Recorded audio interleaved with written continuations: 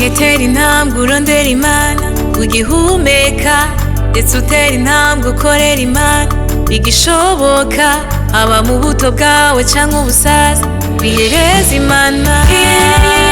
Ko muri we hari ubuzima,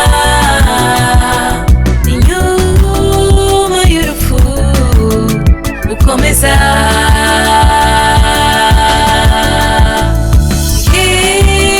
Ko we ubwiwe arisoko ya vyose, kandi ko muri we tuharongera vyose.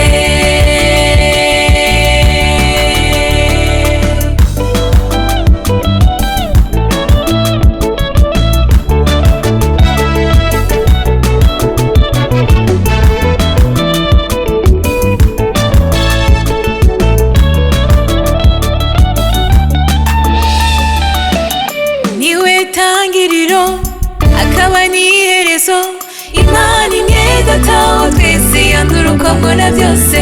Ahiga uwamumenye akamwizigira, kuko atazigera mu maramaza, ntazigera mu maramaza, ntazigera haha.